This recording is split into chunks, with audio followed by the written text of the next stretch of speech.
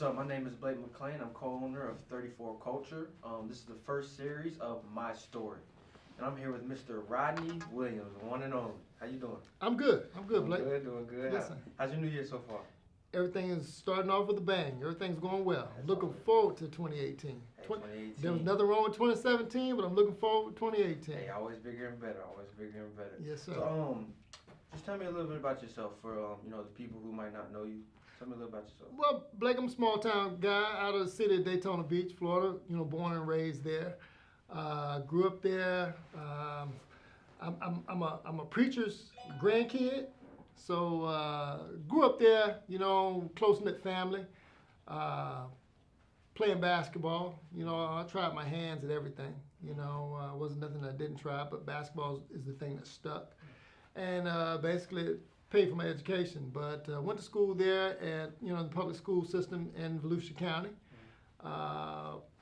Played my high school career was done at Seabreeze High School. Seabreeze, okay. Yes, believe it or not, I spent my entire life in school on the beach. When I say that, literally on the beach, I mean from elementary school up until high school, I was a block, if not less than that, from the beach. So I sat in class listening to the ocean crashing from first grade until 12th. I know that's something good to grow up with. It was a challenge. I mean, it was a challenge, but no, there in Daytona Beach, like I say, spent most of my childhood, serving in that community. Whether it was at our church, whether it was with the YMCA. I grew up a YMCA brat, and it taught me a lot. I mean, I got the opportunity to pursue, basketball was my carrot, and that was dangled in front of me. And you played at the University of Florida, right? I did. Okay. I played at the University of Florida. That's where I signed out of high school. I was being recruited by just about everybody. I was, All-American, blue chip basketball player. So I had my pick. Like yourself, I had my pick to go to school where I wanted to go. Sure. And it came down to Duke University and University of Florida. Ooh, and that's two teams you want to be able to pick from. Well, at the time, Duke was on the rise, and Mike Krzyzewski had just taken over at Duke, and he came in and spoke at my high school banquet my senior year, and he came in to sign me that particular night. Dang. But I toyed back and forth, being a native Floridian, with the weather. I got to visit Duke University during the time when it was raining and cold, like it is today. And that thought always sat in the back of my head, even though I knew that an education from Duke University and an athletic career there would be, awesome to have, and I could go places with it. But University of Florida, was no slouch. I mean, I'm a homeboy, and I love Florida. So at the end, I decided, to stay home. I wanted my family to be able to come and see me play on a regular basis. And from Daytona Beach to Gainesville, we're talking about an hour and a half. My parents could be in the stands like they did, in growing up. I mean, they never missed a game. Matter of fact, my father coached me. And so my parents were always there. They never missed a game, and they didn't when I got to the University of Florida. I think you made the right decision. I think I did. So, growing up, I know, like you said, you played basketball in Florida. You serving in the community, YMCA, stuff like that. What was your dream growing up? Was it? Well, I'll be honest with you. My dream was to play in the NBA. I mean, I just knew. I was going to the NBA. I was going to have an NBA career, and I was headed there, until blowing my knee out, in the off season. Matter of fact, at one of the gyms that I grew up in, it was at the time it was called the Cypress Street, gymnasium, and it had a tile floor, but that's where the best of the best came to play. And I went up for an alley-oop and came down and tore my knee the first time, and back then, which I graduated in 1981. Back then, the surgery was a little different. I got cut open and repaired, and then I was put in a cast for 6 weeks, which you don't do now. That's unheard of. But it kind of, stemmered my career a little bit. And so that you're a tall guy. I know you're probably just dunking on everybody. What was the obstacles from transitioning from playing basketball to your dream being an NBA to what you're doing now with the city of Orlando?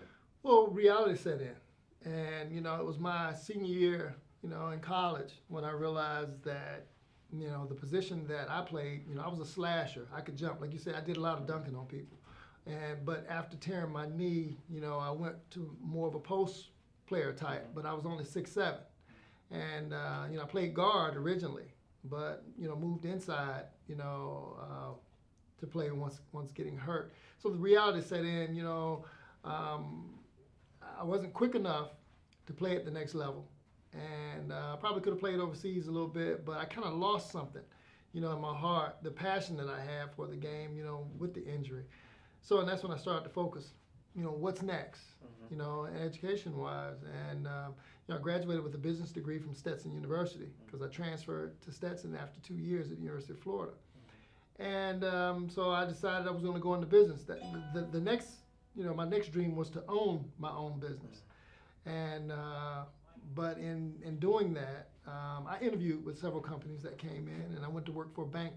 So I went in the bank management training program right out of college. Still with the thought, though. How was that? Was it different from playing college basketball to just being a banker on 9 to 5? It was very different. I mean, but it was in line with me business-wise, in owning my own business. And but after getting into banking, I mean, I'm a people person, and I love the interaction. I mean, I had to serve on the teller line for a while. I had to go through all aspects of banking. So I got to interact with people, and that's the part that was the best for me. Mm-hmm. But the one thing that I had a problem with is, and I realized after some time, is having to tell people no. In banking, I went through the management training program in 9 months, and 10 months later, in the 10th month, I was, branch manager of my own bank, bank. So I sat down with individuals and overviewing their loans and whatnot, and if they didn't qualify, I had to say no. And credit-wise, if you didn't have, the background for an account, I had to say no. And that started to bother me after a while. I even got creative in ways of not having to say no in banking and reaching out to, mortgage brokers and whatnot to see if they would take over the paper. But that's when I realized, I wanted to do something where, I could help people and not have to tell them no. And I served on the Civil Service Board, with the city of Daytona Beach originally. And that's what got me introduced to municipal government. And from there, I got offered a position to go to work, in leisure services.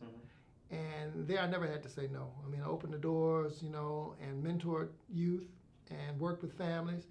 And it was always yes, come on in, we can serve you, we can do this, and how can we help? So that was the transition for me, being able to help someone and not having to turn them away. And now you're with the city of Orlando. Very influential in the city, dealing with kids, dealing with, you serving other people, and, you're in a position of, power, say so, boss man. I know you don't like to, be considered it like that, but you are. So how is that? How has the city of Orlando, like what you do, how does it change your outlook on? Well, everything? I relate everything to sports. You being an athlete yourself. So, I'm the captain of this basketball team. I'm the captain of this team, period. Not so much the boss, because every man on this team plays an integral role.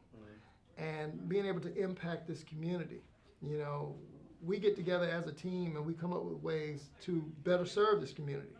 We look at ways of not having to force down the people's throats as to what we think that they should do or they should have, by communicating with them and have them tell us, and being able to provide the best products and services for them. So, and you take the total team concept, everybody comes to the table and everybody's got input, and I love that aspect of it. So, I haven't been a boss for a long time. I've just been a team member, and a captain of this team. Well, thank you, Mr. Rodney, and I'm Blake McClain, like I said, with 34 Culture. It was a pleasure interviewing you. Anytime. Knowing your story.